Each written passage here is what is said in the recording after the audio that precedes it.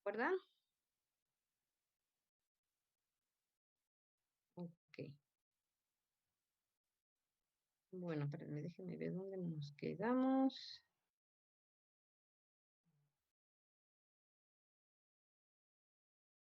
Creo que nos quedamos aquí, en los métodos volumétricos. No mal recuerdo. No, no, creo que ya estábamos un poquito más adelante.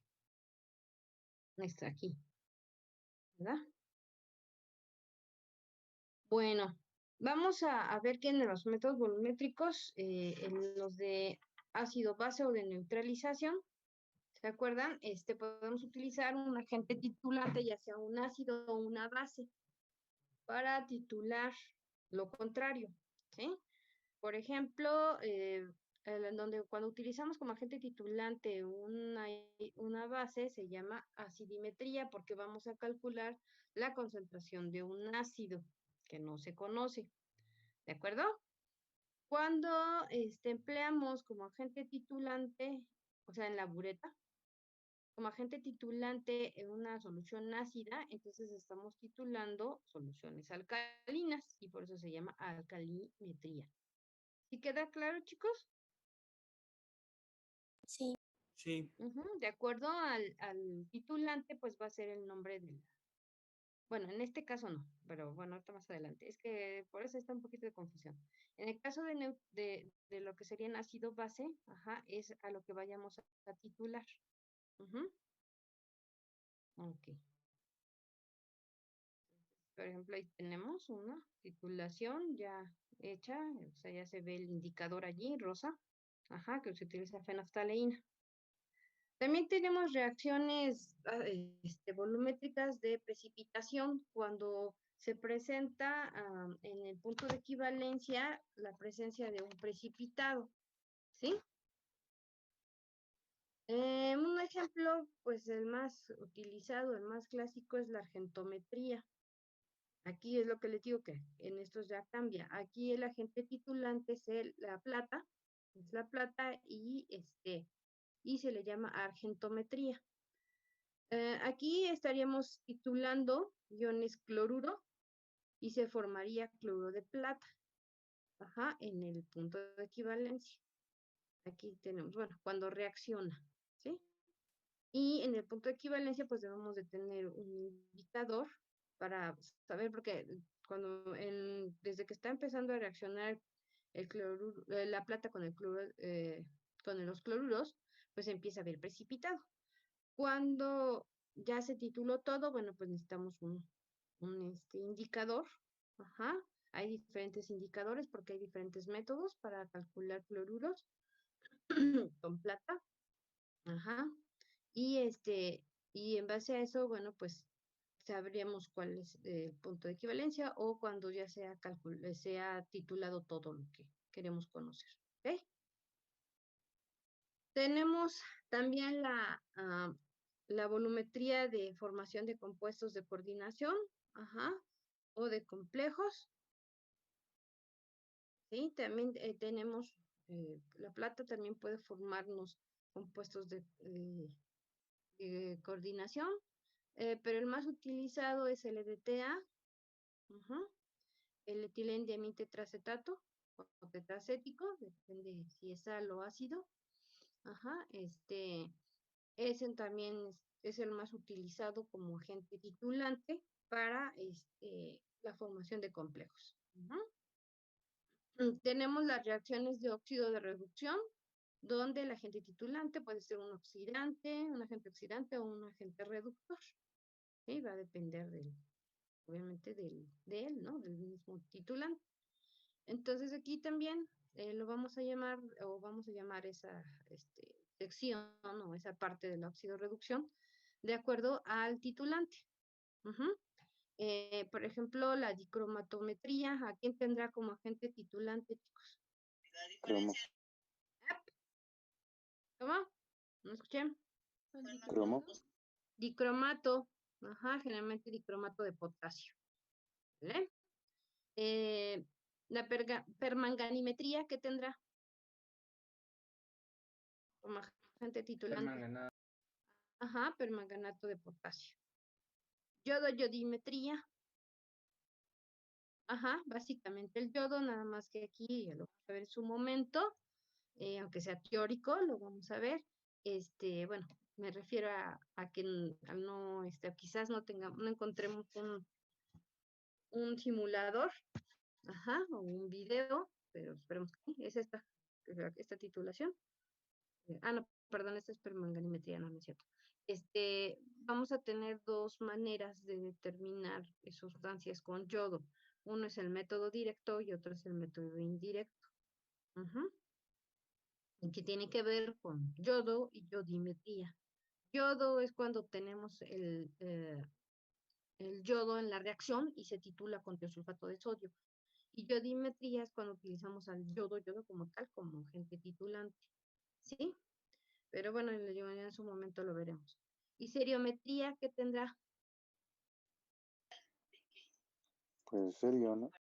Serio, ajá, pero es muy cara, la serimetría o seriometría es muy cara. Ujú.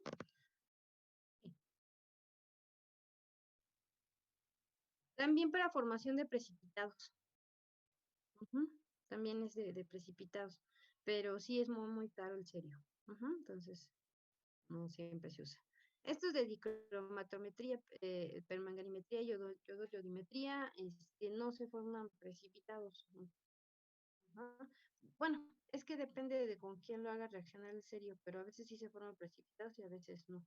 Ujú, pero lo principal reacción aquí sería de óxido reducción, por eso no lo ponemos en precipitados. ¿Sí? Ujú, y les digo, ya, esa no la usamos ni de chiste porque es muy caro. Ujú.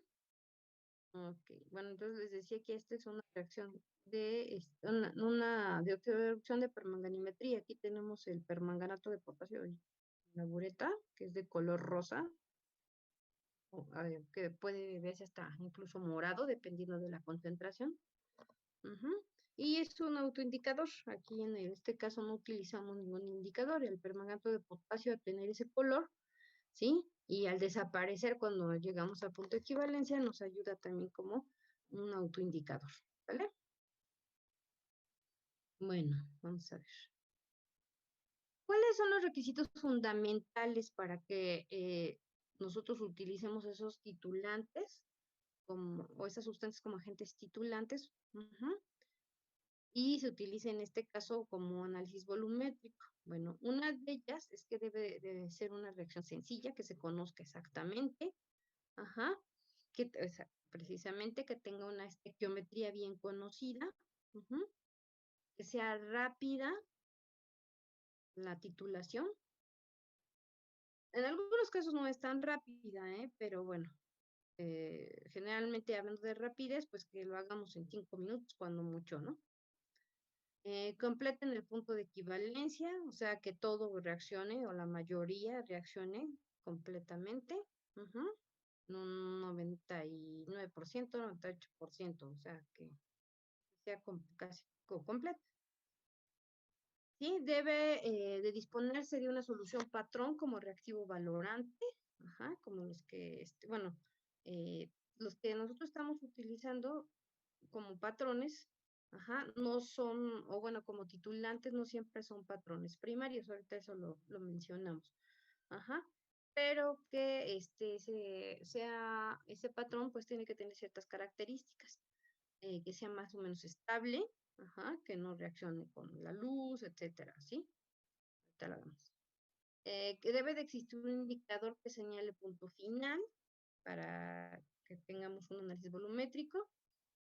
Se pueden utilizar también algunos aparatos externos, como por ejemplo el potenciómetro, ajá, para medir el punto de final o el punto de equivalencia. Ujú. Se puede utilizar, perdón, un conductímetro también, ujú, por si la reacción o el patrón, o el titulante, perdón, se va, o sea, presenta esa característica de ser am, pues que conduzca la corriente eléctrica, entonces podemos utilizar un conductímetro. Ujú. Bueno, esta es una tarea que ya les subiré hoy las diapositivas, ¿sí? Y ya saben que es una semana después, ¿verdad? Ya no la subió la esta. ¿Ya la subí? Esta sí. Ah, la diapositiva. Ah, sí, cierto. Y lo La que no he aplicación. subido es la tarea, ¿verdad? Ok. Entonces ahí vienen esos puntos y hoy subo la tarea y ya sería para la siguiente semana, ¿sale? Sí. Sí, profesora. Ok. Bueno, entonces decíamos que los patrones primarios, ¿qué son? Bueno, los patrones primarios son los que van a valorar las sustancias que no sabemos bien o no conocemos exactamente su concentración. Muchas veces los agentes titulantes, ¿eh? Pueden ser patrones primarios, muchas veces no. Ajá. O la mayoría de las veces, mejor dicho. Entonces necesitamos un patrón primario que lo titule, o sea, que nos ayude a conocer su concentración real. Ajá.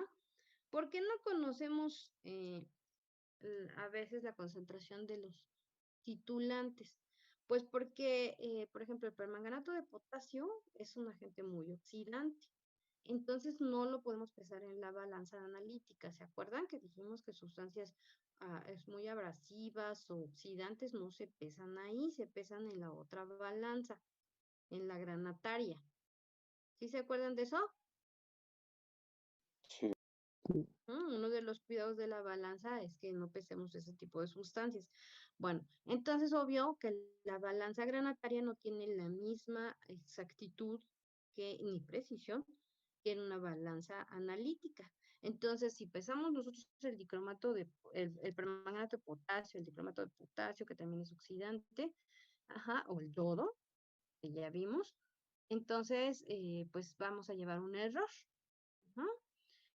¿Cómo sé cuánto me equivoqué al pesar? Bueno, pues voy a necesitar un patrón, ajá, para que titule esos titulantes. ¿De acuerdo? Sí, lo vimos en la solución título, ¿verdad? En el caso, por ejemplo, del EDTA, que sería para volumetría de complejos, de formación de complejos o complejometría, utilizamos al carbonato de calcio como patrón primario. ¿Ok? ¿Sí? Sí, maestra. Bueno, entonces uno de los requisitos para que sea patrón primario, pues debe de tener una pureza muy aproximada al 100%, o muy bien conocida, ¿vale? Obviamente esto es para que no haya interferencias, ¿no? No haya contaminantes. Ujú. Cuando no es pura, pues que estas impurezas no reaccionen, que sean inertes, con nada, que no reaccionen. Que estas sustancias, bueno, que sustancias que pueden interferir sean susceptibles de ser identificadas y obviamente eliminadas o no tomadas en cuenta, ¿de acuerdo? Debe ser estable el patrón primario de temperaturas necesarias para que se pueda secar. Por si tiene humedad o toma humedad del ambiente, pues esta humedad no se vuelva un interferente, ¿no? Y entonces, pues se pueda secar. Entonces tiene que ser estable a la temperatura de secado, o sea, 30 grados aproximadamente, aquí en la Ciudad de México, ¿verdad? ¿Sí? ¿Queda claro? Sí, ¿Vamos bien? profesora. Ujú. Debe de ser estable al aire durante la pesada, es lo que les decía, pues aquí las sustancias, pues tienen que ser, bueno, desde que es el agente titulante hasta el patrón primario, pues tienen que ser estables al aire durante la pesada o durante la titulación. Ujú. Deben de reaccionar, ajá, ah, con la reacción que se normaliza cumpliendo con todos los requisitos expuestos. Ajá. ¿Qué significa esto? O sea que obviamente podamos conocer exactamente su concentración, ajá, que sea normalizada, o sea, que sea conocida, y pues tiene que cumplir lo que habíamos dicho, que sea rápida la reacción con el agente titulante, que sea exacta, que la conozcamos bien, la reacción, etcétera, etcétera. ¿Sí? ¿Sí, chicos? Eso es lo que debe de cumplir. También otra cosa muy importante, que tenga un peso equivalente elevado, ¿sí? ¿Por qué será que tenga que ser así? ¿O por qué se les ocurre que tenga que tener un peso equivalente elevado? ¿Alguien sabe?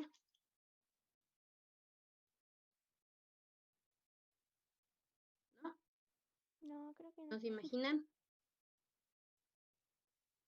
Nada, nada. Pues para que no cometamos error en la pesada. Siempre que pesamos algo que pesa poquito o en cantidades muy poquitas, pues vamos a llevar error, incertidumbre, ¿sí o no? Es más fácil equivocarte en cantidades pequeñitas, en cantidades grandes. Entonces, si de por sí el patrón primario pesa, o sea, está pesado, pues cuando tú hagas tus cálculos y todo eso, pues vas a pesar una cantidad de masa que no sea tan pequeña. ¿De acuerdo? Muy Sí. bien. Debe ser fácil de aquí. Dime.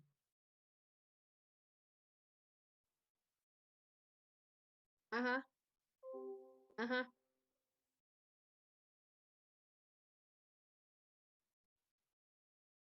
Generalmente tiene que ser peso equivalente elevado. Ujú. Pero bueno, pues si tienes una ultrabalanza, pues ahí lo que haces es disminuir el error. Ujú. ¿Vale? Mucho más. Debe ser fácil de adquirir y barato. Bueno, barato, entre comillas, muchas veces el patrón primario, como se exige muchas cosas, ajá, pureza sobre todo, entonces, pues no son tan baratos, ¿vale? Pero bueno, o sea, que sean asequibles, que se pueda comprar, que no sea tampoco algo así como que no lo puedes aquí. No debe tener agua de hidratación. Bueno, generalmente eso sería lo óptimo, pero en todo caso, pues se puede secar, ¿verdad? Obviamente sería más fácil evitar que tengamos que hacer esa operación, pero siempre se hace. Siempre se hace el secado por cualquier interferencia de agua que pueda tener, ¿sí?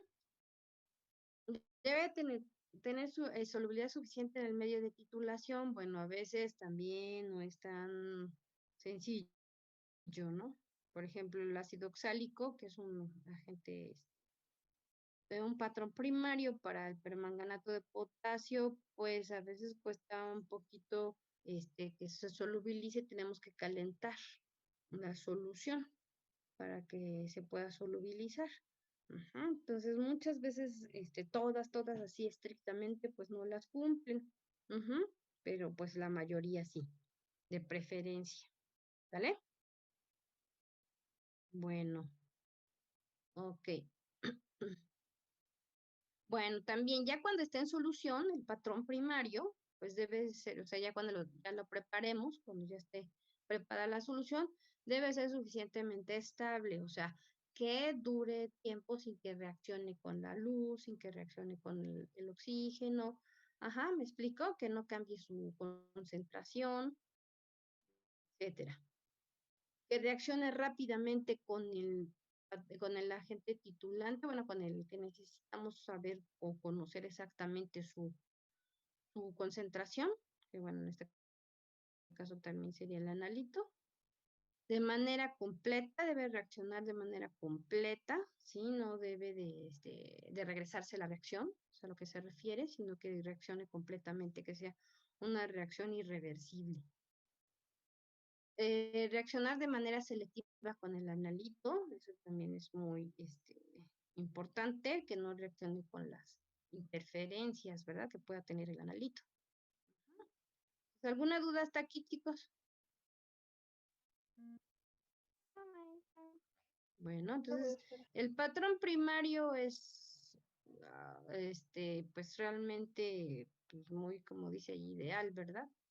Pero pues que tiene que cumplir la mayoría de estas condiciones. También podemos tener patrones secundarios.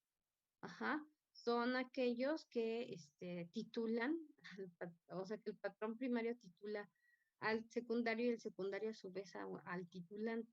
Sí puede haber ahí un intermedio, ¿sí? De que sea el titulante. Sobre todo esto se presenta en las reacciones de oxidorreducción. Ujú, ya lo vamos a ver también en lo que sería yodo-yodimetría. ¿De acuerdo? Bueno. ¿Cómo detectamos el punto final en una reacción? Bueno, ya habíamos mencionado que debemos de tener algún indicador, ¿verdad? Generalmente estos indicadores son de métodos visuales. Ajá. Por ejemplo, en el caso que había dicho del permanganato de potasio, el mismo es tanto el titulante como un indicador. Le decimos autoindicador. Ujú. También tenemos específicos para ácido base, como la fenolftaleína, anaranjado de metilo, azul de metilo, no, pero casi no se usa. Se utiliza más no, el rojo de metilo, ¿qué otro más? Que me acuerde. Ahí se me fue ahorita, verde de bromocresol, ajá. Hay muchísimos indicadores de ácido base. De redox, ajá, bueno, pues también tenemos que sean sustancias coloridas capaces de sufrir oxidación o reducción. Por ejemplo, bueno, permanganato, pues ya dijimos que va el solito, pero en yodo-yodimetría se utiliza almidón como indicador de redox. Ujú. ¿Quién acaba de llegar? Ya no vi, lo vi muy rápido. Nada más vi que algo de Leslie. Ah, pero ya estabas, ¿verdad, Leslie? Yo, profa. Ok. ¿Te sacó o qué pasó? A mí sí, bueno, es que no podía entrar con mi laptop. Mi internet estaba fallando. Soy Ah, Ortega García. estoy García. Ah, Yolatl. Sí.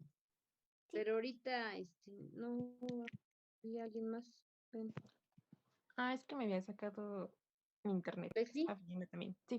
Sí, ¿verdad? Ah, ok. Ok. Entonces les digo, para yodo-yodimetría usamos almidón. Ujú.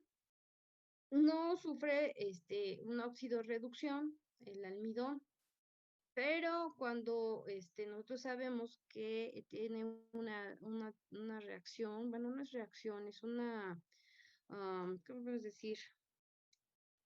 Mm, pues bueno, pues es que, o sea, no hay una reacción en sí porque no cambia ni la estructura del almidón ni el yodo, pero se forma un complejo donde, si se acuerdan, sí lo han usado, ¿no? El yodo con almidón, en microbiología, quizás, ¿sí? Y se fijan que, bueno, cuando ponemos en contacto el almidón con el yodo, se forma una coloración azulosa, ¿no? Que hasta puede ser hasta negra, si está muy concentrado el almidón, o hay mucho yodo. No es una reacción, sino es una interacción, ajá, entre el yodo y el almidón, porque el yodo se introduce en ¿cómo se llaman? En las ramas del almidón, ¿sí o no? ¿Sí se acuerdan cómo está la forma, bueno, cómo es la estructura del almidón? Tiene amilopectinas, ujú, amilosas y amilopectinas. Y unas son ramificadas y entonces ahí se incrusta el yodo y cambia el color, ¿sí? De blanco o ligeramente transparente, ujú, a azul o hasta negro, les decía, dependiendo de la concentración. ¿Sí? Ese es el que nosotros usamos para yodo-yodimetría. Ujú. Debe de formarse un producto insoluble de color diferente. Ajá. Muchas veces no es tanto insoluble, es transparente, soluble, pero con un color específico. Desaparición, bueno, porque sí se entiende que es transparente y que sí se entiende que es colorido, ¿verdad? Sí. ¿Sí? ¿Qué significa que sea transparente? Bueno, pues que deje pasar parte de la luz, ¿verdad? Ujú. Que no se vea, pues el precipitado, que no se vea allí, pues un sólido, sino que se vea, pues la sustancia ah, am, con una solubilidad. ¿Sí se entiende? Sí, dime.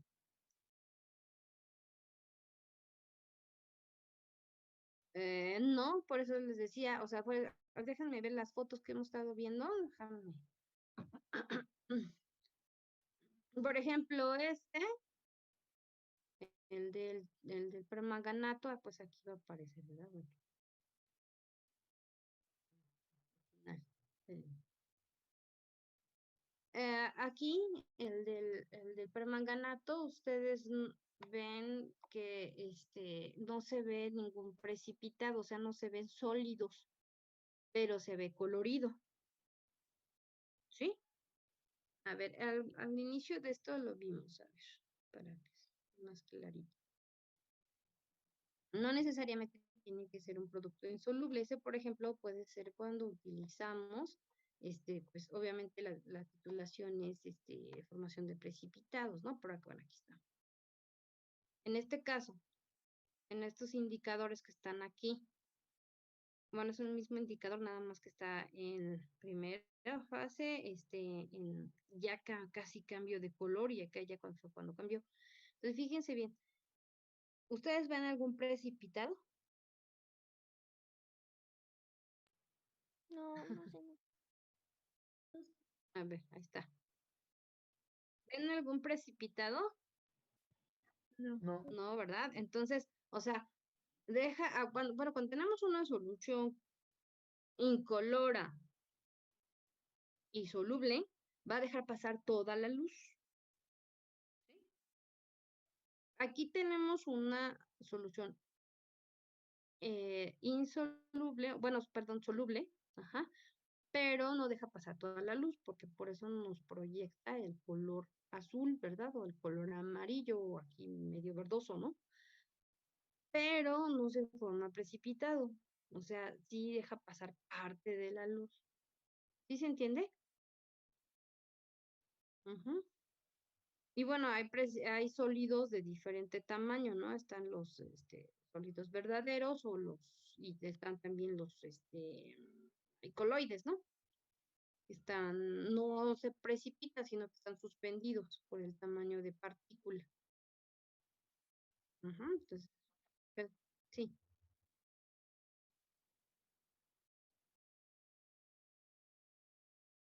Ujú, ujú, ajá. Sí, sí se pueden formar coloides. Ujú, es más, el cloro de plata, ajá, el precipitado de cloro de plata es un coloide. Ujú, así es. Y ahí se forma el efecto Tyndall, exacto. Ajá, así es. Ujú, ujú. Por ejemplo, la formación de complejos, allí sí se forman, digamos, precipitados verdaderos. Lástima que, ay, bueno, esperemos que sí haya video. Este, la verdad es que, bueno, pues ahí lo ven, porque hasta abajo está la formación de precipitado y arriba pues está colorido, pero ya no está precipitado, sino está hasta abajo. Sí, hicieron compuestos de coordinación, ¿no? En inorgánica, sí alcanzaron Sí, a hacerlo en el laboratorio. Ajá, sí. entonces hay algunos compuestos de coordinación que si se fijaron, hasta abajo se quedaba el precipitado, se hicieron un precipitado verdadero y arriba pues quedaba colorida la solución, ¿no? ¿Sí? Pero acuérdense que en el de también lo hicieron, el cloro de plata, sí se queda suspendido. Ajá, el precipitado. ¿Sale? Aunque esa sería la diferencia. Bueno, desaparición del color de la sustancia que se valora. Por ejemplo, en el permanganato de potasio. Vamos de rosa a incoloro. Ujú, entonces aquí sería la desaparición del color. Primero tenemos color y luego ya se tiene que desaparecer. Ujú. Formación de un segundo precipitado de color diferente a partir del precipitado principal, perdón. Lo que les decía de cloruros, ajá, con plata, ese es el método de Moore. El método de Moore, se empieza a ver el precipitado blanco de cloruro de plata, pero como ponemos el cromato de potasio como indicador, también forma el cromato de plata. El cromato de plata es de color rojo. Entonces la mezcla de los dos precipitados nos da un color salmón. A lo mejor también ya lo hicieron. Ajá, porque también es una prueba que se hace el agua de cloruros con el método de Moore. Es el más sencillo, digamos, el más barato, porque además el nitrato de plata es muy, muy caro, chicos. ¿Sí? Cuesta, déjenme ver, hace poquito lo coticé. ¿Cuánto era? Ay, se me olvidó, creo que cuesta 50 pesos el gramo. Algo así. Creo que sí, 50, 60 pesos el gramo de nitrato de plata. Ajá. Entonces, un frasco de 1 kilo, pues estaba creo que en 20,000 pesos, cosas así. Sí, algo así. Entonces, sí es bastante caro, entonces de por sí el método con nitrato de plata, todos los métodos son caros, pues ahora también agréguenle si es caro o no el indicador. Entonces, en este caso, bueno, pues digamos que el cromato de potasio, el cromato de potasio no es tan caro, entonces este método de Moore es el que más se utiliza. Pero hay más, ahorita se los voy a decir. Valoración hasta aparición de turbides, ese también, o sea, la formación de un coloide, ¿no? De turbides. Este es otro método de cloruros que les decía. Ajá. Este es el método de Gay-Lussac. Es un poquito más difícil de verlo, de visualizarlo, porque aquí ya tenemos un precipitado, pero ahora es lo contrario. Ajá, debemos de llegar a un punto claro, o sea, o hasta ver que ya no haya formación de precipitado.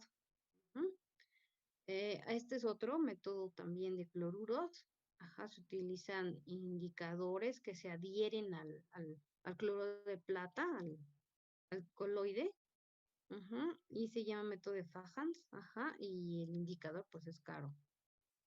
¿Vale? Entonces, pues les digo, nos tenemos que ir adaptando a cómo, a lo que nos sea más fácil de visualizar. ¿Vale? ¿Dudas? No, maestra. ¿Dudas sobre esto? No. ¿No? No. Ok. Los métodos eléctricos. Podemos utilizar, como les decía, un potenciómetro que nos puede medir el pH o nos puede medir la FEM, o sea, el potencial de oxidación y reducción. Es este que está ahí, el potenciómetro, ya lo conocen.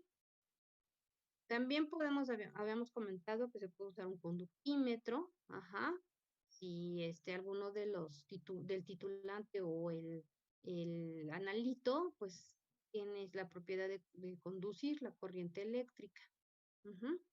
Amperímetros, durante la evaluación se mide la corriente que pasa a través de una célula polarográfica. Ese sí, también es parecido al conductímetro, pero sería, en el caso de ser medido con esta célula.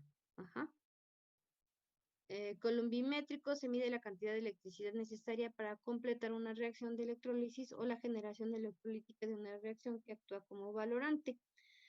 Esto es cuando tenemos, pues obviamente, la reacción es de electrólisis.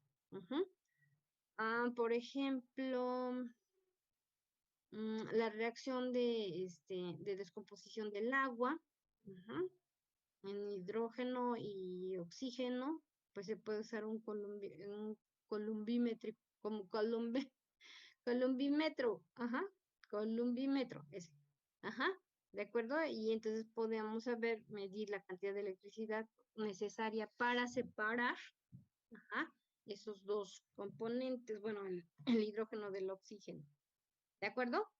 A lo mejor algunos han visto, pero no se utiliza columbímetro, sino se utiliza incluso un indicador en la separación del agua, así en la vocacional no se las dieron.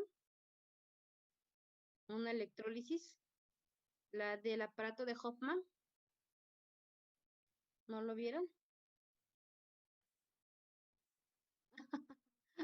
Bueno, es que, porque fíjense que, bueno, a mí me han contado que en la vocacional sí les, hacían bueno, utilizaban ese aparato para ver la electrólisis. Ah, sí. Ajá. Oh, ok. Bueno, pues por ejemplo allí no se tiene un columbímetro porque pues, es muy aparato muy específico, pero se utiliza un indicador para observar también la aparición o la desaparición de del pH, sobre todo, ¿no? Del sulfúrico es parte de como un am, se me fue catalizador. Ujú. Pero pues ayuda para ver precisamente cuando ya se está formando el producto, ¿no? Pero bueno, nosotros no tenemos esto, cuando mucho un potenciómetro y un conductímetro, ajá. Estos, ¿no? Utilizamos el potenciómetro mucho. Conductímetro, antes había una práctica donde se utilizaba ya, ¿no? Ya, sobre todo los QVPs, ustedes tenían dos analíticas, pero no la quitaron, ajá. O bueno, ya no se manejó esa otra analítica. Entonces, se utilizaba también. Pero bueno, ahora las prácticas que nosotros manejamos, utilizamos el potenciómetro, sobre todo. Puede ser como un pHímetro, así se oye raro, ¿verdad? Como para calcular el pH, o también puede utilizarse para manejar lo que es la FEM en sí. Ujú. El potencial de hidrógeno, como tal. Ajá. Bueno, ya habían mencionado la valoración indirecta, ¿verdad? Bueno, pues tenemos tres tipos de valoraciones. Esto, esta clasificación es de acuerdo a qué tipo de titulantes utilicemos. Por ejemplo, la evaluación indirecta es cuando el mismo titulante pues nos ayuda a conocer la concentración del analito. Ujú. Bueno, aquí dice, el proceso que se realiza es la adición de un volumen medido de una disolución de concentración conocida para que reaccione con el constituyente buscado. ¿Quién es el de la concentración conocida? Pues el agente titulante, es cuando es directamente el agente titulante el que valora la analítica, como dije. La indirecta, ajá, esta se realiza en varias determinaciones, ya les dije que en específico nosotros la utilizamos en yodo-yodimetría. Ujú. Es en la que el analito se cuantifica por su reacción estequiométrica con una sustancia que es valorada posteriormente. Ujú. O sea que hacemos una doble valoración, digamos. ¿Sí? Aquí vamos a utilizar tiosulfato de sodio y luego a su vez el tiosulfato de sodio pues ya se valora con el yodo. ¿Sí? Entonces por eso se llama valoración indirecta. Y hay otra valoración que se llama por retroceso. Esta valoración se utiliza, por ejemplo, cuando las sustancias o los analitos se descomponen muy fácilmente con el oxígeno, con la luz, ajá. Y entonces, ¿qué pasa? Pues que no podemos estar dándonos el lujo de estar agitando, por ejemplo, nuestro analito, porque pues obviamente vamos a introducir oxígeno y se va a oxidar, se va a descomponer antes de que terminemos de valorarlo. ¿Sí, chicos? Esta, perdón, vamos a hablar sobre precisamente podemos hablar de dos valoraciones por retroceso. Ujú. Una es para de yodo-yodimetría, ajá, para titular estaño. El estaño es un metal que se oxida muy fácilmente. Bueno, ya como ion, sí, se pasa muy fácilmente de ion 2, estaño 2 a estaño 4. Ajá. Entonces se tarda mucho, bueno, no se tarda mucho, es muy rápida, perdón, la oxidación por acción del oxígeno del ambiente. Entonces ahí nos conviene utilizar una valoración por retroceso. ¿Qué significa eso? Que nosotros vamos a adicionar nuestro agente titulante. mm, pues sí, el agente titulante normal lo vamos a adicionar, va a reaccionar con nuestro analito inmediato, ajá. Vamos a agregar un exceso de ese titulante y ese exceso se valoraría con otra sustancia. O sea que es una combinación entre retroceso e indirecta, ujú, digamos. Es como que la segunda parte sería método indirecto, porque estaríamos valorando con otra sustancia el exceso del titulante. ¿Sí se entiende, chicos? Ujú. Entonces, digamos que sería la segunda parte como una valoración indirecta. Ujú. ¿En qué otro se utiliza? Bueno, lo utilizamos, por ejemplo, para la determinación de algunas sustancias en ácido base que la reacción no es completa, se puede regresar la reacción. Pues mientras tú estás titulando, ya reaccionó y luego de repente dices, ups, no pasa menos de un minuto y ya se volvió a regresar la reacción. Entonces hagan de cuenta que ya se puso rosa y después, antes de un minuto, ¡rum!, ya se volvió otra vez transparente. Ujú. Entonces, en ese caso, pues lo que más conviene es que le adiciones todo el titulante hasta que se ponga con coloración y un exceso más para que confirmes que todo ya reaccionó, ajá, y el exceso ya lo valoras. ¿Sí, chicos? O ya lo determinas. Ujú. Esa, yo creo que no la vamos a hacer porque son muestras comerciales. Se hacía en el Pepto-Bismol, por ejemplo, o en ese tipo de soluciones amortiguadoras que tienen esa capacidad o esa finalidad, ¿no? De que soportan variaciones altas de acidez o de basicidad. ¿Sí, chicos? ¿Dudas? ¿No? Bueno, conste, conste. Vamos a tratar de ver las tres. Ujú. En ejemplos. Bueno, hasta aquí, ¿alguna duda? ¿No? Entonces, esta es una breve introducción de lo que vamos a ver en las titulaciones. Ujú. Parece ser y todo va a indicar que pues no vamos a poder regresar a trabajar en el laboratorio. Yo quisiera, pero pues no, creo que no se va a poder. Para que pudiéramos hacer por lo menos una o dos titulaciones, ¿no? A ver cómo nos pinta cuando termine el semestre, ¿no? Si se pueda regresar, pues, y nos den algunas semanas para poder planear, ¿no? Pudieran tener pues alguna de las prácticas más representativas, ¿no? ¿Y chicos? Sí, maestra, ojalá.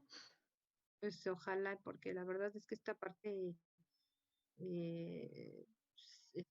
práctica o esta parte que necesitamos de manejo de material, de equipo y todo eso, pues es muy importante, ¿no? Para el trabajo.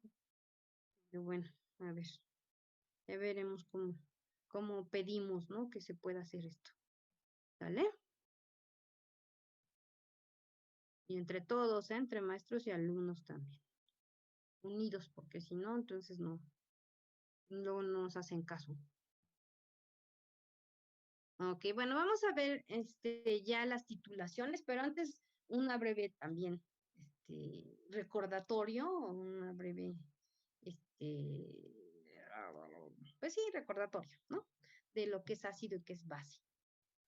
Aquí, en la titulación ácido-base se considera equilibrio homogéneo porque todos están en el mismo estado. Perdón, todas las sustancias que manejamos están en el mismo estado de la materia, o sea, son líquidas, ¿sí o no? Ujú. Todas están en solución. Y aquí, por ejemplo, tenemos una titulación de qué. Bueno, pues de un ácido, porque el agente titulante es el hidróxido de sodio, es lo que se está adicionando en la bureta. Y en el matraz tenemos el ácido, que tiene un pH inicial de 1. Podemos utilizar dos indicadores como está aquí, rojo de metilo y fenoftaleína. Generalmente utilizamos la fenoftaleína. Eh, fíjense bien, aquí en esta parte, ¿sí? En esta, el punto de equivalencia o el punto final de la valoración, bueno, voy a definir qué es punto equivalencia y qué es punto de final. Bueno, fíjense, que son diferentes. El punto de equivalencia, como está aquí, aquí, el punto de equivalencia es, digamos, el punto teórico, ¿ah? Donde reaccionan todo el analito con todo el titulante teórico. Ajá. Si lo hiciéramos matemático, ese punto, o si se hace matemático, ese punto de equivalencia en este caso debe ser pues aquí está, ácido clorhídrico, que es un ácido fuerte y una base fuerte. El punto de equivalencia es 7. ¿Sí, chicos? Pero, ¿qué pasa cuando yo utilizo un indicador? Pues los indicadores van a tener un rango de pH donde van a reaccionar o donde se ve el cambio, ¿sí? Por ejemplo, aquí en el caso del rojo de metilo, el cambio lo veríamos en esta parte de aquí cuando nos señalan, ¿no? Que sería entre 5,5 y 6 aproximadamente, por aquí. Entonces, no es 7, si se fijan, no estaríamos valorando a 7, estamos valorando un poquito antes. Entonces ya llevamos algo de error aquí. Pues por eso no podemos decir que es igual el punto final al punto de equivalencia. ¿Sí se entiende? De manera práctica es difícil llegar al punto de equivalencia cuando utilizamos un indicador. Y sobre todo porque también dependemos del analista, ¿verdad? De su visión, de qué tan bien ve el punto final. ¿Sí me explico, chicos? ¿Sí quedó claro? Ok. El punto de equivalencia es el punto teórico donde todo el analito reacciona con el agente titulante. ¿Sí? Teórico. Yo lo puedo sacar de manera con matemática o con cálculos. ¿Sí?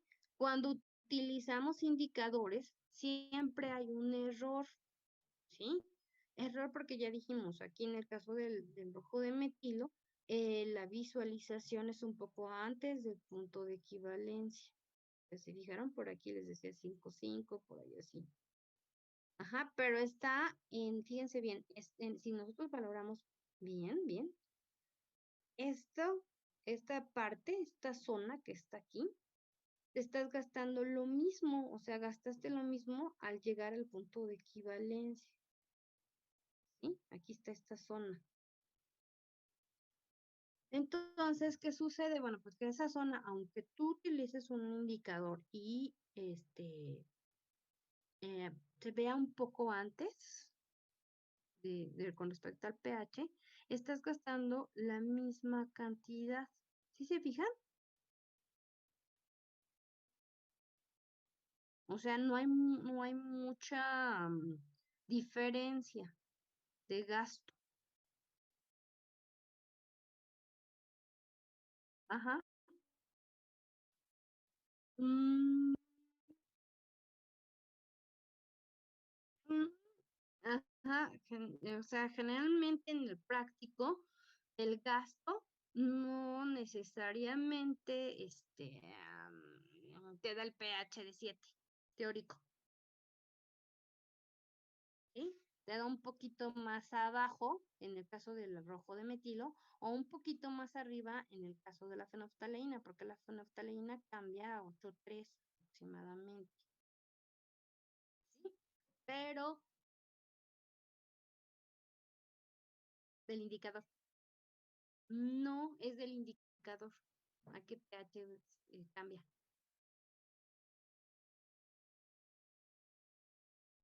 Mm, porque el indicador no cambia pH 7. Cambia un poquito después o un poquito antes. Pero digamos que esta área o esta, bueno, no área, ¿cómo podemos decir Ay, se me fue. Intervalo. ¿Intervalo? En este intervalo, exactamente, en este intervalo, ujú, no tienes gran error porque te estarías gastando casi lo mismo, o sea, 40 mililitros. Ponle tú que puede ser 40.05, 40. ¿Sí me explico? Una gotita, dos gotitas. Ujú. En los mililitros del gasto teórico. Ajá, del gasto teórico. ¿Me explico? Entonces, cuando les decimos, alguno de ustedes ha titulado, valorado con fenolftaleína. ¿Qué les decimos? A ver, digan, aquí lo ven los tonos de colores. ¿Qué les decimos? Ya te pasaste, exactamente, porque ya estás por acá y ya puedes estar en esta zona donde ya cambia el volumen, el gasto.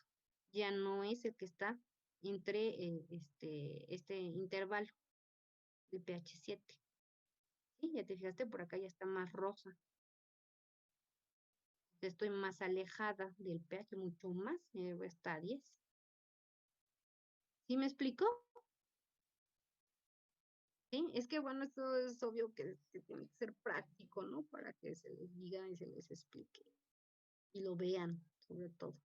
Entonces, ¿qué les decimos? El rosa más tenue que tú ya puedas visualizar, o sea, esta zona de por aquí, entonces ya llegaste a tu punto final de la titulación. ¿Sí? Ok, ¿alguien más que tenga dudas? ¿Sí se entendió? Sí, ya se entendió. Ok, perfecto. Era importante porque aclararlo, pues como no lo vamos a hacer así, como tal, como en vivo y directo, ustedes, ajá, pues sí es importante aclararlo, ¿no? Porque uno a veces lo maneja de forma indistinta y pues realmente no son tan así, punto final sea punto equivalencia, ¿sí? Siempre hay un error práctico. Puede ser de la concentración, o de las funciones o del indicador, y puede ser del operador. Pero pues este es el conocido, un error conocido, ¿verdad? Porque lo estamos identificando. No son aleatorios. Bueno, y se pueden corregir, obviamente. Bueno, ¿qué es un ácido? ¿Alguien me puede decir qué es un ácido? La definición más simple.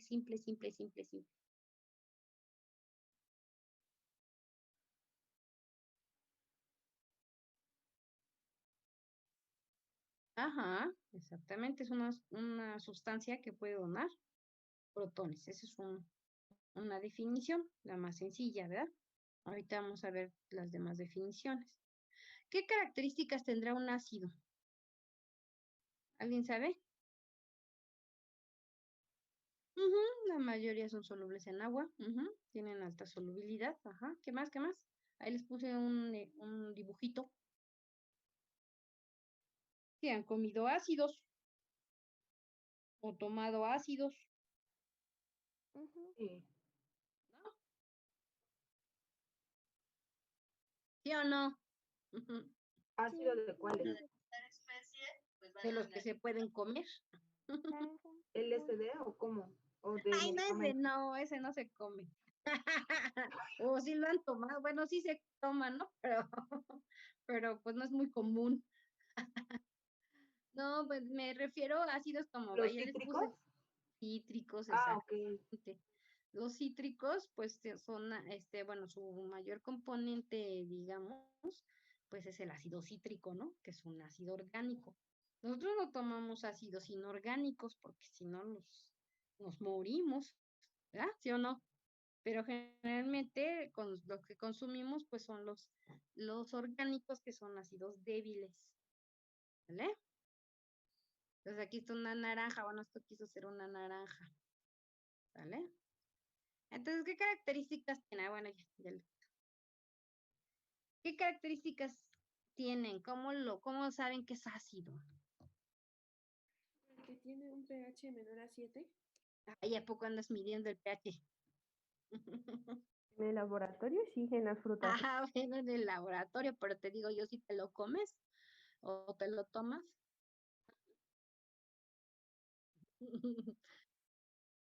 ¿Cómo lo describimos, verdad? Son Difícil, como ácido. agrios. Agrio, exactamente, ahí está. Tiene un sabor agrio. Ajá. El vinagre, ajá, obviamente es algo clásico que nosotros diferenciamos rapidísimo, ¿verdad? Bueno, exactamente, bueno, le llamamos vinagre porque pues está en una concentración dada y se utiliza también para los alimentos, ¿no? Pero en sí, pues es ácido acético. Ujú. Al 5% aproximadamente es el que se utiliza para comer, ¿no? Para las ensaladas, para preparar algún alimento. Ujú. Y bueno, ya también, ya dijeron, las frutas cítricas contienen ácido cítrico, pero por ejemplo la manzana tiene ácido málico, ujú, también es un ácido orgánico. ¿Qué otro ácido? Ácido oxálico tienen, por ejemplo, todas las verduras, ¿cómo se llaman? Pues sí, verduras de hojas verdes, ujú, como sería la acelga, espinaca, estas chiquitas, ¿cómo se llaman? Las hojitas chiquitas con carne de puerco, ¿cómo se llaman? Ay, ¿Verdolagas? verdolagas, exactamente, verdolagas. Pues casi todas las hojas o algunas hojas tienen ácido oxálico. Por ejemplo, las hojas, estas grandotas de maguey, tienen mucho ácido oxálico, ¿no? Tienen unas concentraciones muy altas de ácido oxálico, que luego cuando, a lo mejor alguno que ustedes que es de provincia, o bueno, del interior de la República o de los estados, les han dicho, no agarres las pencas de maguey porque te vas a qué, ¿no? No, Nadie. Ay, no me digan. Híjole, te vas a enguichar, dicen. ¿Y qué es eso? Pues que tiene tiene muchos oxalatos, como, ya sea como sales o como ácido oxálico, y tiene cristalitos. Esos cristalitos tan pequeñitos se te incrustan en la piel y te pican como si fuera pica pica, algo así. Entonces te dicen, te vas a enguichar, vas a tener un montón de comezón, luego te empiezan a, estás detallando, ¿no? Porque les da comezón esos cristalitos de ácido oxálico. Ujú. Entonces, ¿qué les dicen? Pues póngase tierra en la mano, ajá, para que, pues obviamente la tierra pues hace como una capita para que no entren los cristalitos de ácido oxálico. Bueno, entonces son ácidos débiles, ¿sí? Algunos son poco solubles en agua, por ejemplo, el ácido oxálico es poco soluble. ¿Se acuerdan que les dije que lo vamos a utilizar como patrón primario y lo tenemos que calentar un poquito porque no están solubles sus cristalitos? Ujú. Entonces, bueno, esos serían los ácidos. Ya me metí en otras cosas, pero bueno, son cosas relacionadas con nosotros. Ajá. ¿Qué otra característica tienen los ácidos? Bueno, pues que estos reaccionan con metales, ¿verdad? Y producen gas de hidrógeno, o sea, se elimina el hidrógeno, ¿no? O se sustituye, digámoslo así. ¿De acuerdo, chicos? ¿Sí o no? ¿Cuál metal es el más resistente a los ácidos? El oro o la El plata. oro, exactamente, el oro, por eso lo utilizamos como joyería, ¿verdad? ¿Sí o no? Aparte de brilloso y del color y todo, ¿no? Pero también es por eso, porque es más resistente a todos los ácidos y nos dura más una joya de oro que de cualquier otro metal. Bueno, vamos con las bases. Ya tienen ahí una pista. ¿Qué características tienen las bases? Obviamente esto está más raro que consuman una base, porque, bueno, es otra cosa. Casi todos los alimentos son ácidos. Eso que anda circulando por ahí de esos, de que el coronavirus es ¿cómo dicen? No te da coronavirus si consumes alimentos alcalinos. ¿Sí lo han visto? Esas cosas que luego andan ahí mandando. Exactamente, puras tonterías, ¿no? Y que quién Así sabe es. qué tiene pH de 15 o de 18, ¿no? El Que dices, aguacate. ajá, dices, o sea, bueno, uno que sabe, dices, ay, No, creo que ese era tonterías, el diente de león, creo que se decía algo así.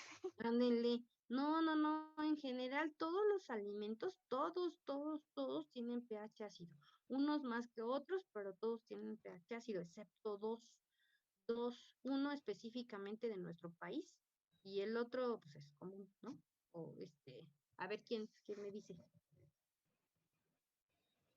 Uno, ¿quién Maíz. dijo yo? ¿Eh? ¿Quién? Uno característico de nuestro país, un alimento, una que nos encanta con carne, le ponemos de todo. Ajá, la tortilla en específico, ¿no? La masa de tortilla, o el maíz que se nixtamaliza, ¿verdad? Cal.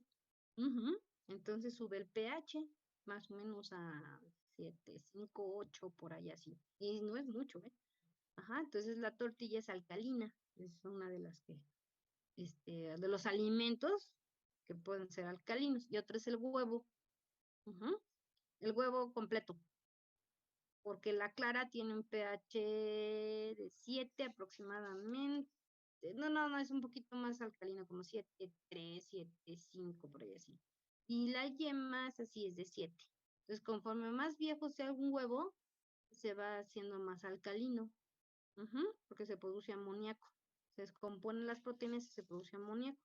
Entonces, ese es un parámetro también importante para saber si los huevos son frescos o no. Ajá. O qué tan fresco sea, el pH. ¿Sí? Entre más alcalino, pues obviamente más viejito el huevo. ¿Sí, chicos? Entonces que no los sorprendan, pero ustedes ya saben, de todas maneras. Pero eso de que pH de 18, ay, bueno, y cuántas veces me ha tocado aclararles, ¿no? A las personas que no, pues no, obvio, cómo va a tener un limón, si incluso por eso decimos que tiene ácido cítrico, ¿no? Son cítricos, todavía se dejan engañar, ¿no? En fin, bueno, entonces, ya les dije, ya salió. Bueno, nunca han comido un alimento básico, sí. A lo mejor cuando eran chiquitos dijeron, ay, ¿a qué sabe el jabón? Y se lo probaron. ¿Y a qué le supo? Bien feo. Jabón bien feo. La lengua. ¿No? Yo no. Pues tiene un sabor amargo. ¿Sí? ¿Qué otra cosa? ¿Qué característica tienen? Ahí está. ¿Cómo son los jabones? Ajá, son resbalosos, ¿verdad? Incluso si alguno de ustedes ha trabajado con hidróxido de sodio y se les ha ocurrido, bueno, porque pues así ¿no? Somos bien curiosos, y se les ha ocurrido tocar una de las lentejitas o la sustancia en sí como tal, si han visto que es así como babosita, como resbaladiza entre los dedos. Ujú. Bueno, pues una característica de las bases. Ujú. Y pues el ejemplo allí que está bañando a su perrito, pues porque los jabones, y sobre todo en específico los jabones de pasta, pues están hechos o se hace reaccionar los ácidos grasos de los aceites, de las grasas, con hidróxido de sodio y obtenemos una base. Ujú. ¿De acuerdo? Bueno, una sal básica, específicamente. ¿De acuerdo, chicas? Sí. Bueno, ahora nos vamos hacia las definiciones de ácido. Esta es la que nos dijo su compañera, que es la más sencilla, es el ácido de Arrhenius, que nos habla de que es una sustancia que produce, bueno, en el caso del ácido, que produce protones o hidronios, ¿verdad? En agua. Ujú. Básicamente son hidronios lo que se produce.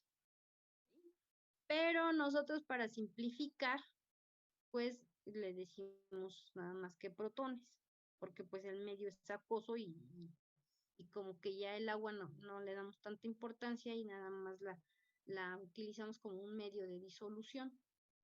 ¿De acuerdo, chicos? ¿Sí o no? Sí, maestra. Entonces, el ácido clorhídrico tiene esa función de dar un protón. Ujú. Este protón se une al agua y nos da el ion hidronio más iones cloruro. Ujú. Entonces hay una separación, una disolución, después posteriormente una ionización. Ujú. Ok. Ahora la base. La base nos dice que es una sustancia que produce OHs. Ujú. Por ejemplo, aquí tenemos el amoníaco, una base. El agua, vamos a tener el ion amonio más OHs. ¿Sí? Entonces, este amoníaco va a tomar un protón del agua y entonces ahora el agua va a quedar como OHs. Se producen OHs en agua. ¿Ok? ¿Dudas? Esa es una reacción reversible.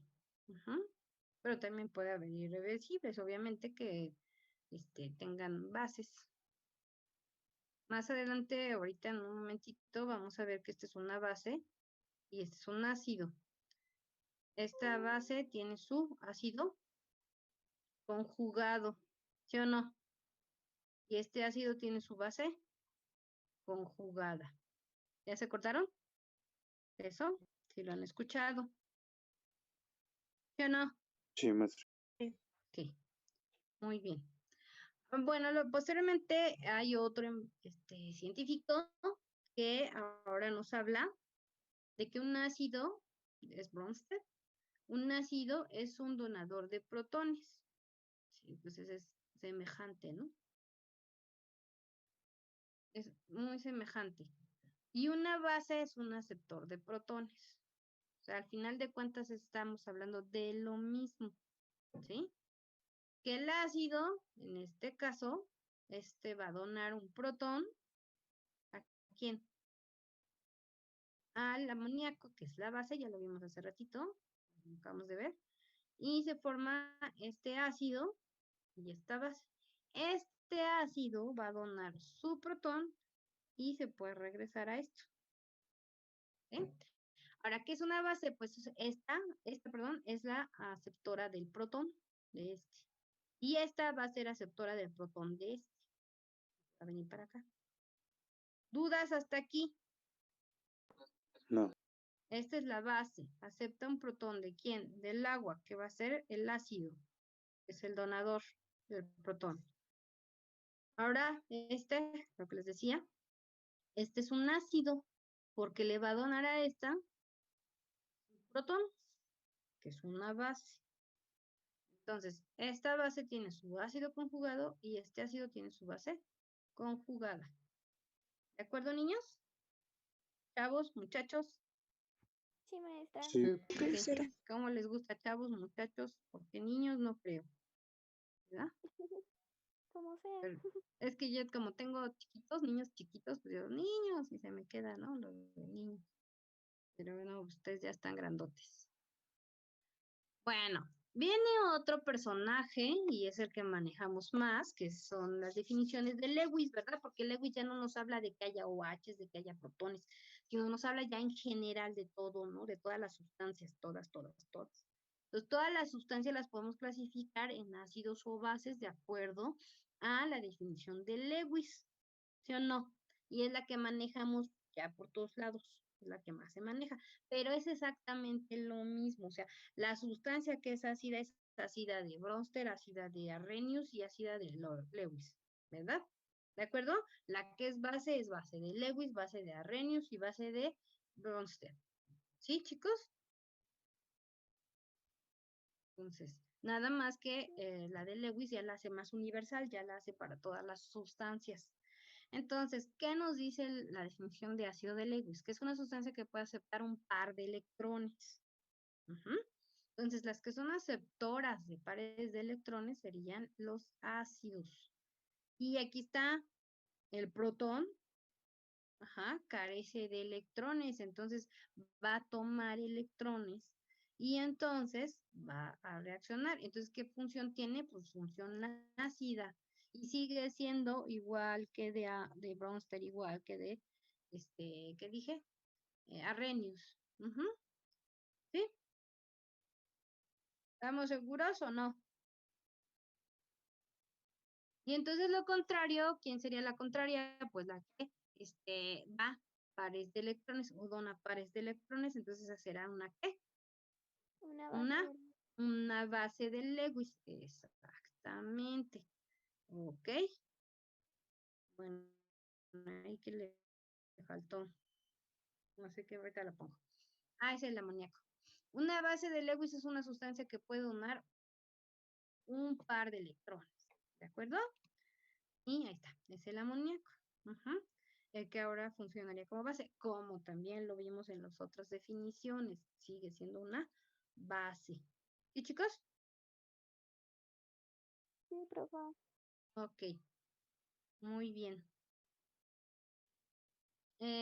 Bueno, para que nosotros podamos medir o saber qué tan ácido es otra cosa, tenemos que tener un patrón, ¿no? Del que tenemos que partir y decir, ah, bueno, con respecto a los demás son ácidos básicos, etcétera. ¿Sí? Que siempre tenemos que buscar un patrón para hacer una comparación, ¿sí o no? Y entonces, ¿qué usamos como patrón que hasta nos sirve como medio de disolución? A la estrella del planeta, ¿no? Que es el agua. ¿O no es cierto? Sí. Sí, pues la necesitamos para todo la necesitamos. Entonces, pues el agua, como es el medio de disolución de muchas sustancias, pues es el que nos sirve como base. Ajá, aparte de disolver, obviamente, es el medio de disolución. Ajá. Entonces, para eso tenemos que estudiar al agua, tenemos que ver, cómo se comporta, ¿no? Entonces, bueno, el agua se ioniza, tiene pero ligeramente, una ionización muy, muy poca, ¿sí? Un mol de agua se ioniza muy poco. Ahora, ¿cómo se llama? Bueno, ¿cómo se le llama? Pues bueno, es la autoionización del agua. Ujú. Porque puede estar ocurriendo que esté ionizada o que esté, ay, o esté como unida, ¿no? O formando la molécula como tal. Entonces, fíjense, dos moléculas de agua son las que se autoionizan, tienen interacciones entre ellas y se autoionizan. Entonces, una va a prestar sus pares de electrones y otra las va a aceptar. Ujú. Entonces, ¿qué sucede? Por ejemplo, la primera agua que tenemos aquí va a donar los pares de electrones. La segunda los va a tomar. ¿Qué dijimos que es el que los dona? ¿Qué es?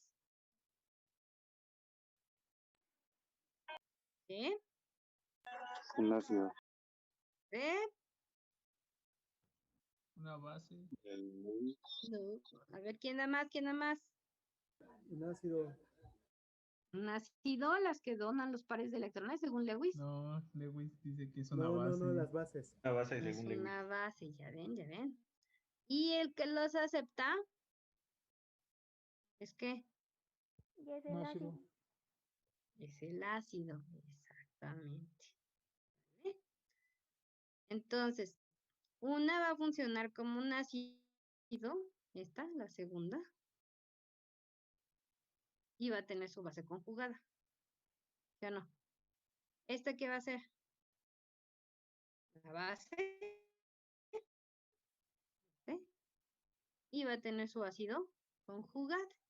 Ujú. Y por eso también se le llama utilización del agua, porque ella misma se va a ionizar, ajá, y ella misma funciona como agua, como ácido. ¿Cómo se le llama eso, chicos? La sustancia que Anfótero. funciona como un ácido. Ajá, anfótero, muy bien. Y tiene palomita. ¿Quién habló? ¿Quién habló? Ay, creo que fuimos dos compañeras al mismo tiempo. Ah, bueno, pero pues díganme quién. ¿Quién y quién? Ah, Daniela Velázquez. Y, ok, perfecto. Muy bien. Ujú. Entonces, el agua se le considera una sustancia anfótera, ajá, porque tiene las dos propiedades. Puede ser base o puede ser ácido. Ujú. Y eso la hace, bueno, además de otras cosas más, pues la hace muy especial el agua, ¿verdad? El puente de hidrógeno también la hace muy especial, ¿verdad? Las interacciones que tiene, que puede formar con las demás sustancias. Ujú. Bueno, pero ¿para qué nos sirve todo esto a nosotros? Bueno, pues porque cuando obviamente, espera. Esta reacción es reversible, o sea, en algún momento está haciéndose esto de la autoionización y se están formando estos, pero también en otro instante, en otro momento, esto reacciona otra vez igual porque son un ácido y una base y se vuelven a formar estos, entonces está en permanente movimiento las reacciones, pero obviamente en un equilibrio. Acuérdense que el equilibrio es dinámico. O sea, siempre están de de los dos lados, ¿sí? ¿Por qué decimos que ya llegó al equilibrio? Pues porque ya no se ve diferencia en las concentraciones, ¿no? Pero de que está sucediendo, de que están las dos reacciones allí haciéndose, está pasando, ¿de acuerdo? Eso se le dice equilibrio dinámico. Eso lo vieron en inorgánica, ¿verdad que sí? Sí. Pero que sí. Ok. Bueno, ¿qué es lo más importante de esto del producto iónico del agua? Bueno, que nosotros podemos sacar la constante de esa reacción reversible, de ese sistema en equilibrio. Y nos daría así el producto de los productos elevados a sus coeficientes entre el producto de los reactivos elevados a su coeficiente. Aquí sería 1 su coeficiente, entonces el agua está elevada a la 1. Los protones igual elevados a la 1 y los OH elevados a la 1. O sea, la relación es 1 a 1. ¿De acuerdo? ¿Hasta ahí vamos bien? Sí. Ok. El agua decimos que es, perdón, el agua decimos que es constante su concentración molar. Casi no se ioniza, la cantidad que se ioniza es tan chiquitita que podemos decirle que le estamos arrancando un pelo a un gato, ¿verdad? Entonces, por eso decimos que la concentración molar, 1 molar, pues más o menos se considera como constante, como si fuera 1. Ajá. Entonces, como ese valor es 1, en condiciones normales, ese valor lo pasamos acá del otro lado, a multiplicar la constante de equilibrio, ¿vale? Lo pasamos para acá, y esa nueva constante se le llama constante del agua. ¿Está bien, verdad? ¿Sí se acuerdan? KW. ¿Sí? Ahora esa KW va a estar dada por la concentración molar elevada del coeficiente de los protones por la concentración molar elevada a su coeficiente de los hidróxidos. Ajá. Y ese se le llama producto iónico del agua. Ajá. La constante de producto iónico ya se tiene bien caracterizada, ya se midió, ya se tiene. Ajá. Y el valor es 1 por 10 a la menos 14. Imagínense cuánto se ioniza, o sea, se ioniza así de chiquitito, poquititito. Entonces, ese producto iónico es 1 por 10 a la menos 14. Y obviamente tenemos que decir a qué temperatura, chicos. Eso es crucial. ¿Por qué? Porque si ya se acuerdan de química inorgánica, la temperatura afecta directamente a la constante de equilibrio. Entonces, siempre tenemos que mencionar a qué temperatura se está trabajando o a qué temperatura se está refiriendo uno a los valores de las constantes de equilibrio. En este caso dijimos que ya se le llama o se le cambia el nombre del lugar de constante de equilibrio a producto iónico o KW. Y aquí nos dice el producto de las concentraciones molares de los iones OH, protones y OH a una temperatura particular. Entonces, ya les digo, KW ya está estudiado y trabajado, ya se sabe cuánto es, a 25 grados. La disolución, cuando tenemos las mismas cantidades tanto de protones como de OHs, la consideramos como neutra. ¿Verdad que sí? Si la concentración de los protones es mayor que la de los OHs, estamos hablando de una solución ácida. Si los OH son la concentración es mayor que la de los protones, se le considera una solución básica. ¿Sí o no? Ok. Bueno, ya en base a estos resultados, o bueno, lo que llevamos hasta ahorita, nosotros podemos determinar perdón, la concentración de los OHs o de los protones. Aquí hay un ejemplo. ¿Sí? Déjenme traigo tantita agua porque se me está secando la garganta.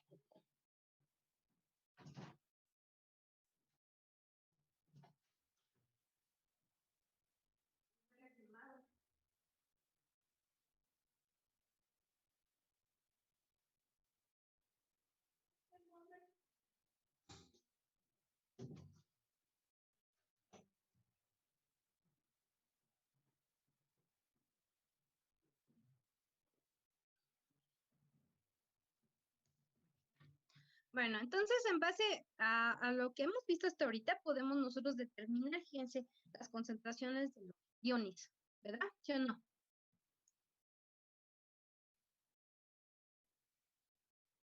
Miguel, ¿por qué llega tan tarde?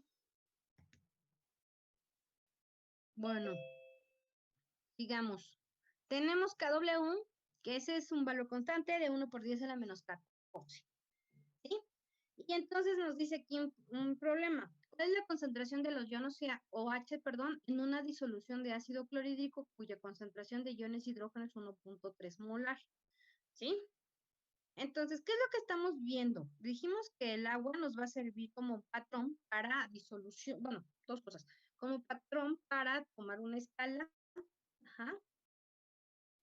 de pH, ahorita voy para allá, o también nos sirve de medio de disolución. Entonces, esta solución o disolución de ácido clorhídrico, pues está en agua. ¿Sí o no? Como lo dice aquí. Esto es constante. Siempre que estemos aguantando, a ver si eso no lo dije. Siempre que estemos hablando de agua pura agua. Agua desionizada o doblemente destilada, etcétera, ¿sí?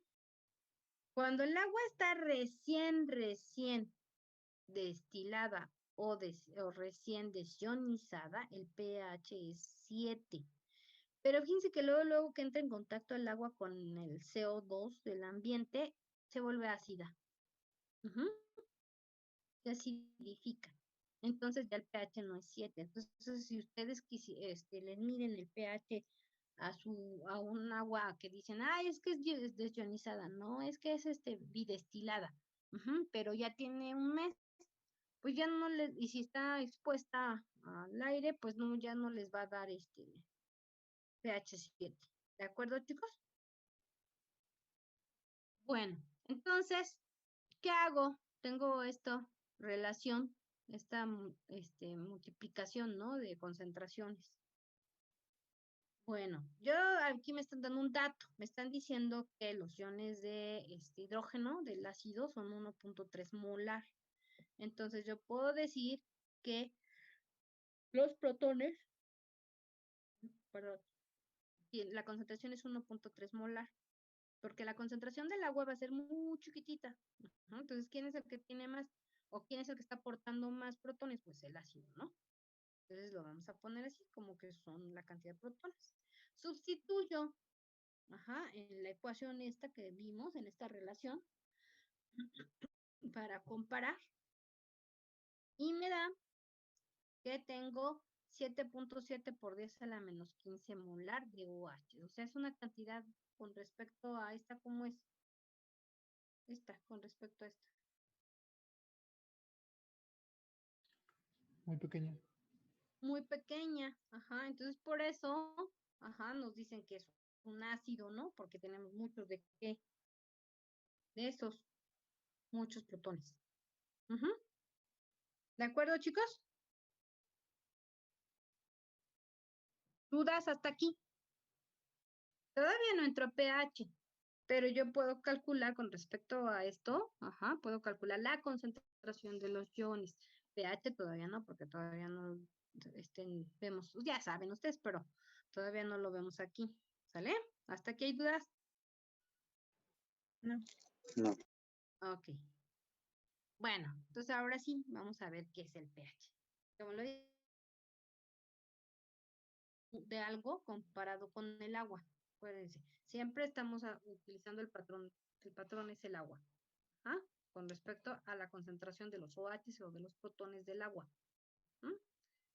Bueno, el pH estaría dado por menos el logaritmo de la concentración de los protones. No hice aquí la deducción porque se lleva un ratito, ya ustedes la deben de conocer, ¿sí o no? En base a la ecuación que está acá, nosotros podemos sacar el pH. ¿Qué es lo que ¿Qué es realmente lo que es el pH, chicos? ¿Alguien sabe? Literalmente, ¿qué es pH? Potencial de hidrógeno. ¿Qué es lo que estamos haciendo al decir potencial?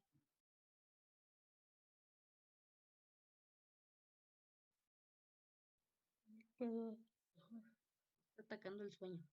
A ver, díganme. ¿Qué es potencial? O potenciar.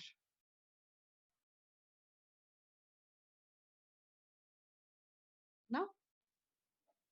Como la cantidad o concentración de hidrógeno. No, pues las concentraciones son estos. Está relacionado, ya que sacamos el pH con la concentración, ¿no?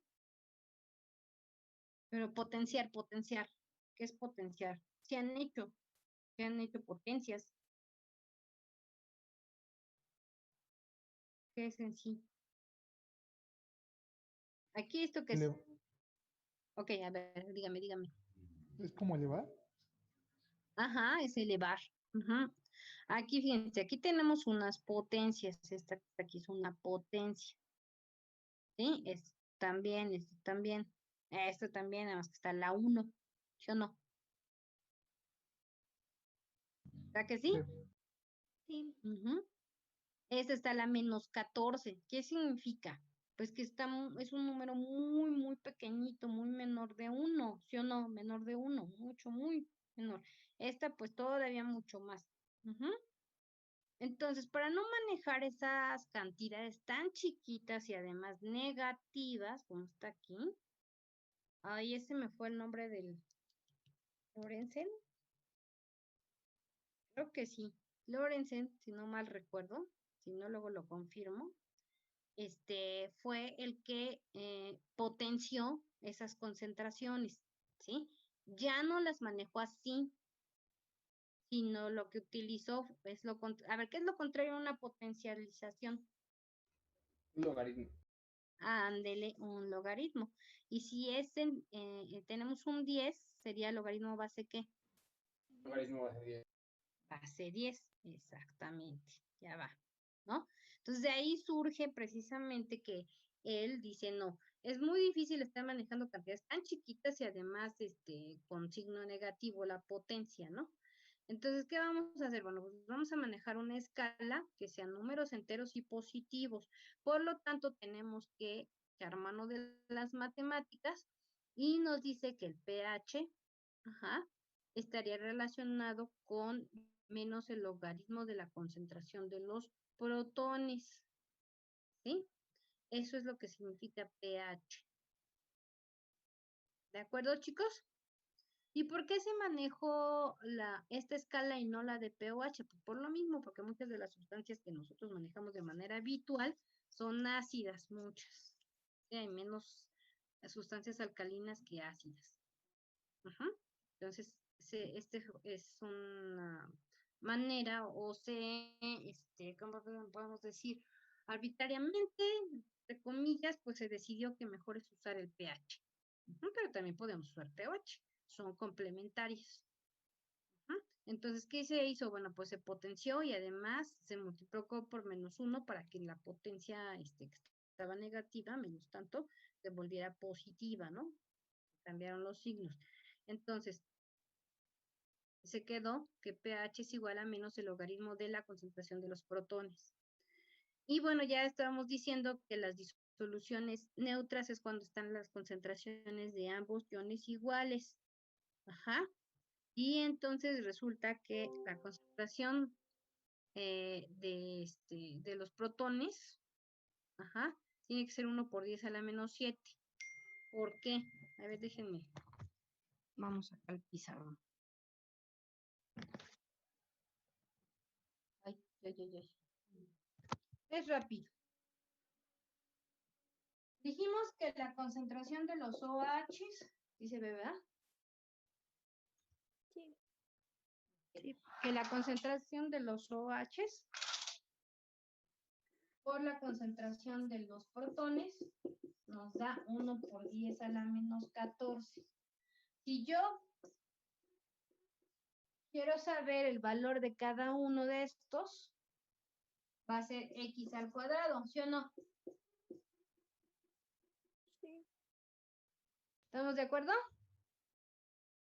Sí. Para conocer x tengo que sacar el cuadrado de ambos lados. Entonces x es igual, la raíz de esto es 1 por 10 a la menos 7. Ajá, que es precisamente esto que está aquí. La concentración a 25 grados. Si yo esto lo sustituyo en la fórmula de pH menos el logaritmo de 1 por 10 a la menos 7, ¿cuánto me da? Ya lo tienen allí. 7. 7, así es. ¿De acuerdo? De ahí surge. ¿Sale?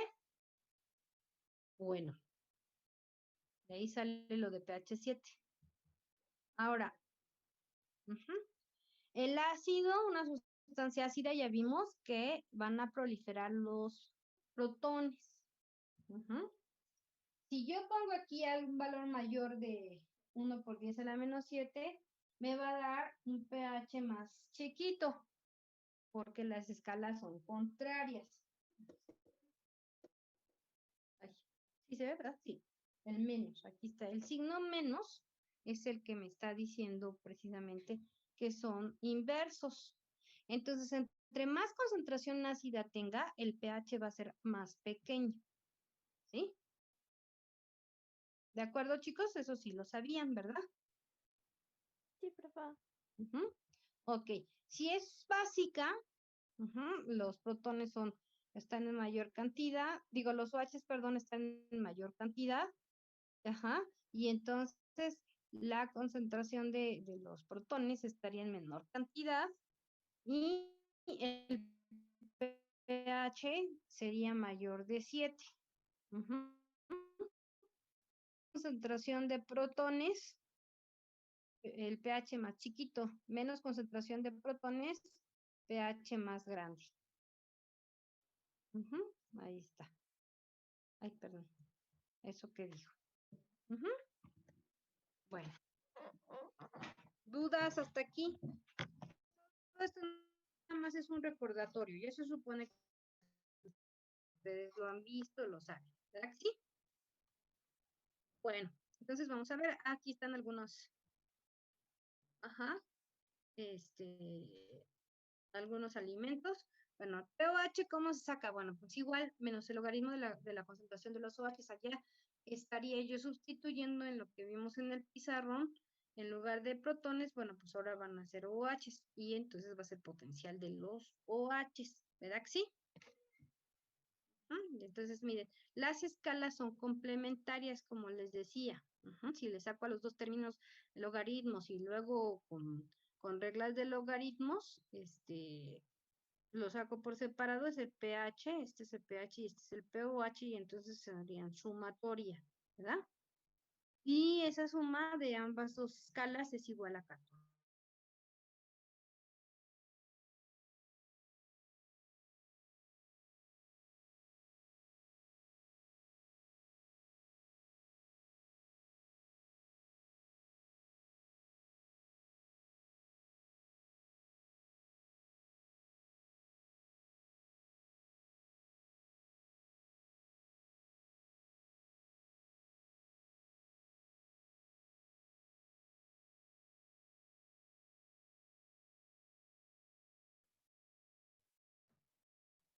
lógico por la naturaleza?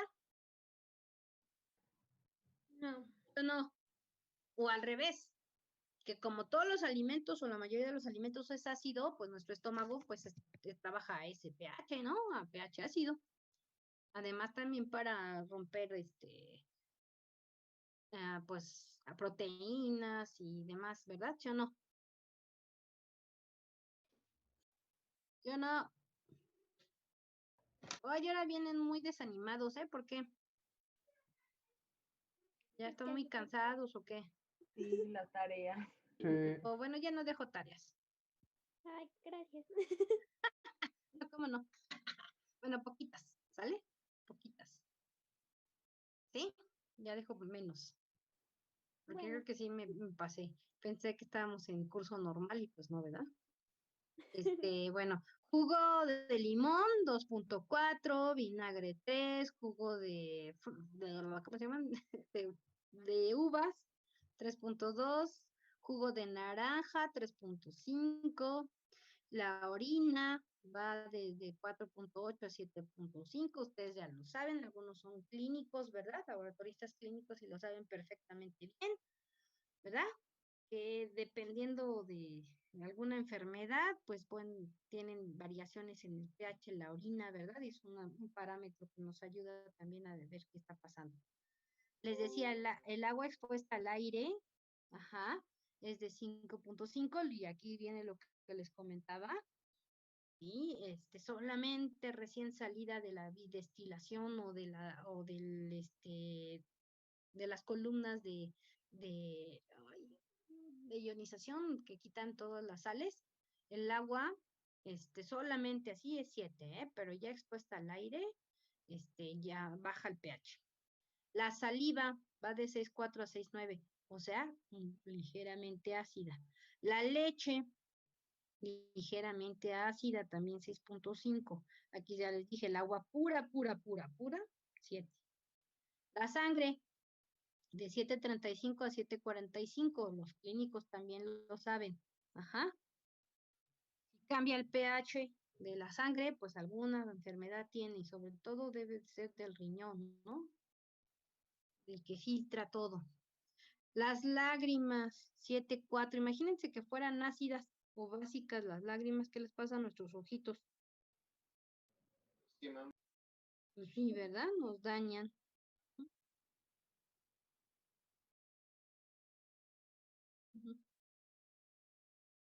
Uh -huh. Los órganos, a los tejidos exactamente, entonces ahí sí hay un problema, ¿no? Y precisamente por eso se utilizan todos estos parámetros en los análisis clínicos, ¿no? Para ver qué está fallando, qué le está pasando, el riñón, el hígado, qué es lo que está allí haciendo mal su trabajo, ¿no? Sobre todo. La leche de magnesia es de 10.6, porque el Pepto-Bismol y todas estas cosas de magnesia o de aluminio nos las dan pues para bajar el pH, bueno, pues sí, más bien para subir el pH, para bajar la acidez, ¿verdad? Porque tiene un pH de 10.6 aproximadamente, ¿sí? Para eso nos los dan a tomar. Y han tomado sales de magnesia. Sí. ¿Verdad que sí? Son como, es un flóculo, ¿no? Así, está entre precipitado y así, suspensión, ¿no? Más o menos. Y el amoníaco del limpiador de casa, 11.5. Es alcalino. Porque las grasas se rompen más cuando le ponemos una sustancia alcalina, por eso el jabón es alcalino. Rompemos las gotículas de grasa, ¿sí o no? Sí. O más bien las gotas las rompemos a gotículas de grasa para que se puedan ir con el agua y limpiar. ¿Hasta aquí alguna duda, chicos? ¿No? Miren qué hora es. Ya son las 11, casi. Entonces, el pH del agua, bueno, esto lo hacemos ya al ratito. Si acaba antes el profesor que les va a dar la práctica, si nos da tiempo, si es que se lleve 1 hora y media, 2 horas, pues Nos daremos una hora de teoría, ¿sí, chicos? ¡Hey! Sí, profesora. Bueno, no más, ¿eh? No más. Cuando mucho, para no cansarlos tanto. Ujú. Y ahorita retomamos esto. Déjenme, les doy 15 minutos, ¿quieren? Sí, maestra. Eh, Bueno, perfecto. Y yo también porque ya me estaba dando el... Y eso que